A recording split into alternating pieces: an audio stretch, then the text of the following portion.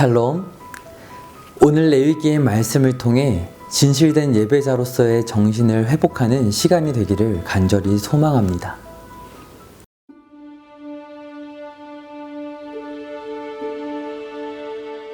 여호와께서 모세에게 말씀하여 이르시되 이스라엘 자손에게 말하여 이르라.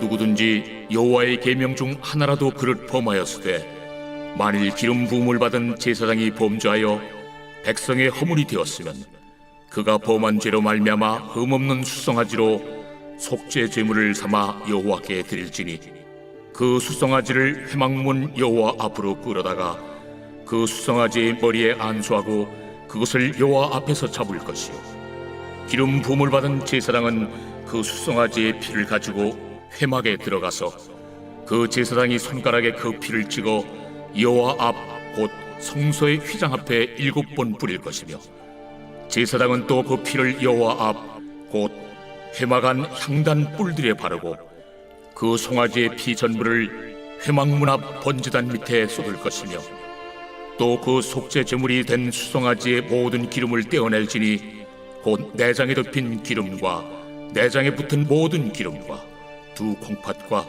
그 위에 기름 곧 허리 쪽에 있는 것과 간에 덮인 거풀을 콩팥과 함께 떼어내되 화목제 제물의 소액에서 떼어냄 같이 할 것이요 제사장은 그것을 번제단 위에서 불사를 것이며 그 수송아지의 가죽과 그 모든 고기와 그것의 머리와 정강이와 내장과 똥 곧 그 송아지의 전체를 진영 바깥 재버리는 곳인 정결한 곳으로 가져다가 불로 나무 위에서 사르되 곧 재버리는 곳에서 불사를지니라.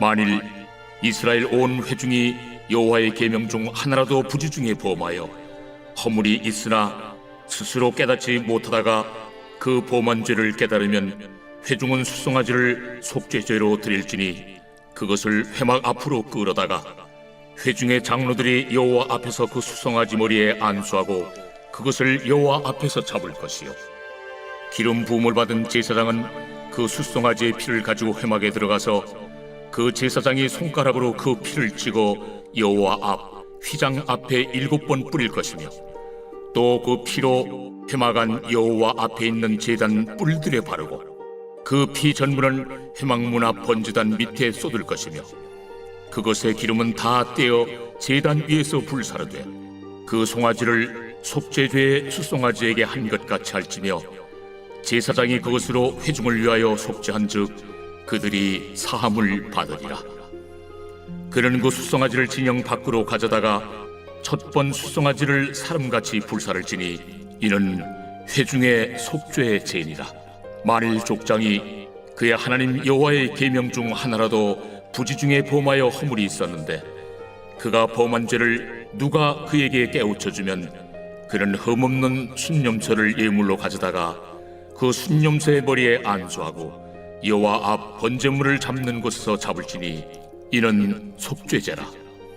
제사장은 그 속죄 제물의 피를 손가락에 찍어 번제단 뿔들에 바르고 그 피는 번제단 밑에 쏟고 그 모든 기름은 화목제 제물의 기름같이 제단 위에서 불사를지니 이같이 제사장이 그 범한 죄에 대하여 그를 위하여 속죄한즉 그가 사함을 얻으리라. 만일 평민의 한 사람이 여호와의 계명 중 하나라도 부지 중에 범하여 허물이 있었는데 그가 범한 죄를 누가 그에게 깨우쳐주면 그는 흠없는 암염소를 끌고 와서 그 범한 죄로 말미암아 그것을 예물로 삼아 그 속죄 제물의 머리에 안수하고 그 제물을 번제물을 잡는 곳에서 잡을 것이요 제사장은 손가락으로 그 피를 찍어 번제단 뿔들에 바르고 그 피 전부를 제단 밑에 쏟고 그 모든 기름을 화목제물의 기름을 떼어낸 것 같이 떼어내 제단 위에서 불살라 여호와께 향기롭게 할지니 제사장이 그를 위하여 속죄한즉 그가 사함을 받으리라. 그가 만일 어린 양을 속죄제물로 가져오려거든 흠없는 암컷을 끌어다가 그 속죄제 제물의 머리에 안수하고 번제물을 잡는 곳에서 속죄제물로 잡을 것이요 제사장은 그 속죄제물의 피를 손가락으로 찍어 번제단 뿔들에 바르고 그 피는 전부 제단 밑에 쏟고 그 모든 기름을 화목제 어린 양의 기름을 떼낸 것 같이 떼내어 제단이 여호와의 화제물 위에서 불사를 지니 이같이 제사장이 그가 범한 죄에 대하여 그를 위하여 속죄한즉 그가 사함을 받으리라.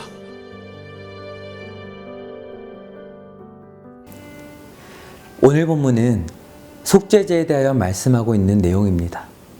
속죄제는 비고의적이거나 무지함으로 범한 죄를 용서받기 위해 드리는 제사를 말합니다. 자신도 모르게 여호와 하나님께서 하지 말라고 명령하신 계명을 어겼거나 또는 해야 할 일을 하지 않아서 하나님과의 관계가 깨어진 것을 회복하기 위한 제사가 바로 속죄제입니다. 이에 대하여 본문은 크게 두 부분으로 말씀하고 있습니다. 먼저 1절에서 21절은 기름 부음을 받은 제사장과 이스라엘 온 회중이 죄를 범한 경우에 대해서, 그리고 22절에서 35절까지는 어떤 족장이나 개인이 죄를 범한 경우에 대하여 말씀하고 있습니다.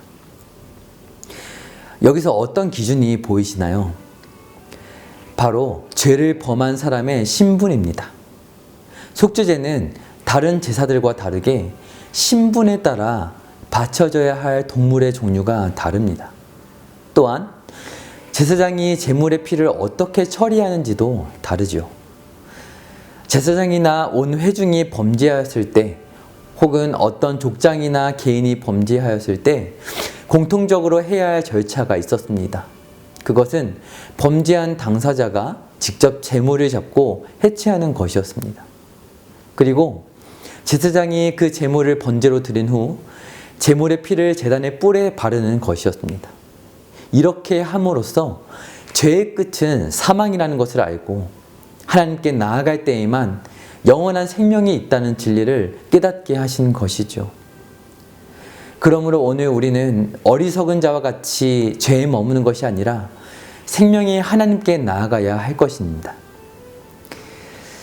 그런데요, 제사장과 온 회중만은 공통된 것 외에 다른 절차가 더 있었습니다. 이것이 오늘 잠시 속죄제를 살펴보며 특별히 더 주목해 볼 부분인데요. 단순히 신분에 따른 거칠에 걸맞는 처신을 말씀하고 있는 것일까요? 아닙니다. 이렇게 말씀하고 계신 이유는 하나님의 백성들이 이 세상에서 어떤 역할을 감당해야 하는지를 분명하게 알려주기를 원하셨기 때문입니다. 그 신분에 대하여 먼저 제사장과 온 이스라엘의 회중을 함께 묶어서 말씀하고 있는데요.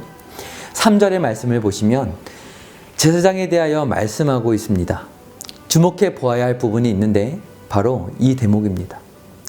만일 기름 부음을 받은 제사장이 범죄하여 백성의 허물이 되었으면, 아멘. 제사장의 허물은 단순히 자신의 범죄로 그치는 것이 아니었습니다.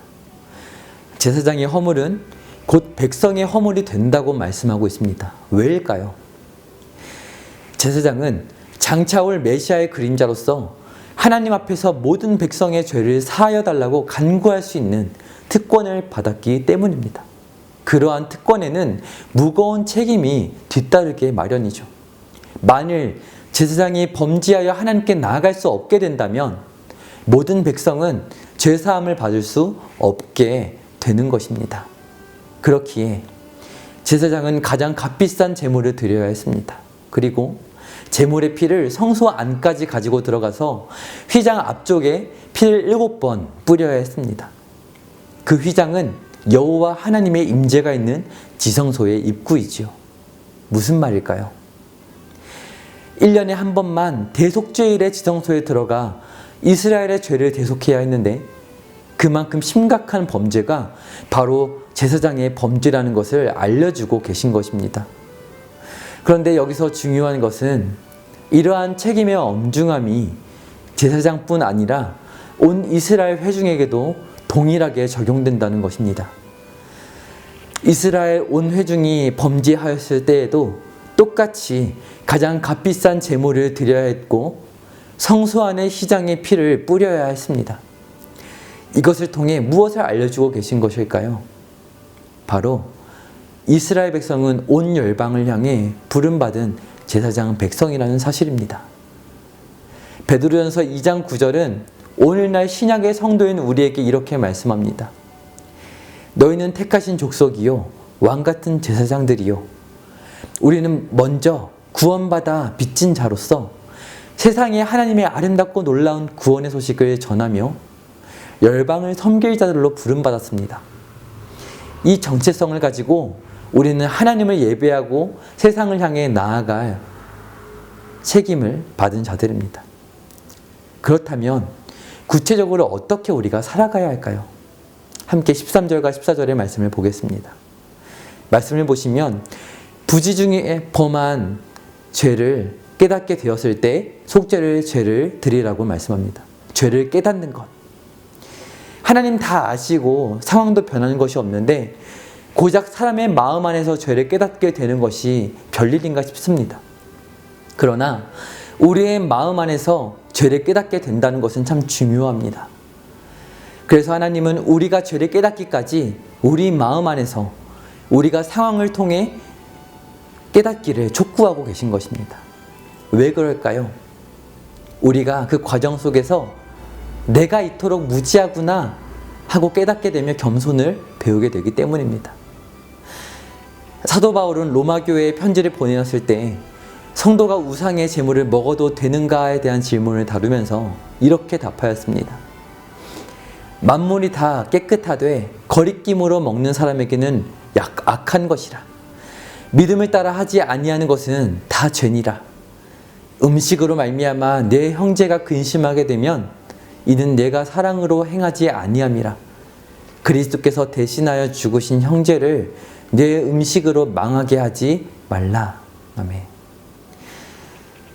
오늘 하나님은 이스라엘 백성들에게 속죄 제사를 말씀하시면서 어떤 율법을 얼마나 잘 지켰는지, 혹시 못 지켰던 것을 잊고 살지는 않았는지를 꼬치꼬치 캐묻고 계신 것이 아닙니다. 그런 것에 하나님은 관심이 없으십니다. 하나님께서 지금 중요하게 생각하시는 것은요, 죄로 인해 하나님과의 막힌 관계가 단 한 영혼이라도 더 회복되는 것입니다. 바로 이것을 위해서 속죄제를 세우신 것이고, 우리의 능력으로는 도무지 돌이킬 수 없는 우리의 죄성과 무지함을 인하여 이 땅에 친히 오셔서 자신의 생명을 내어주신 것입니다. 그러므로 오늘 저와 성도님들의 삶 가운데 나와 깨어진 관계를 회복하기를 원하시고, 더 나아가 나를 통해 이웃과 열방을 하나님께로 돌이키길 원하시는 하나님의 사랑과 긍휼이 충만히 경험되시길 축복드립니다. 기도하겠습니다. 사랑과 긍휼이 풍성하신 하나님 아버지, 오늘 이스라엘에게 말씀하셨던 속죄제사의 그 말씀을 살펴보았습니다. 우리의 마음의 죄를 깨닫게 되기까지, 우리가 겸손히 우리의 죄성을 인정하기까지 기다리신 하나님의 사랑을 찬양합니다. 그리고 오늘 우리가 정말 그 하나님께서 우리를 제사장으로 부르셨다는 사실을 기억하면서 우리의 죄를 깨닫고 우리의 겸손함을 고백하는 것뿐만 아니라 더 나아가서 이웃과 열방을 섬기는 하나님의 백성 되게 하여 주시옵소서. 우리의 관계를 회복하여 주시고 우리를 하나님 백성 삼아주신 그 은혜에 감사드리며 예수 그리스도의 이름으로 기도드립니다. 아멘.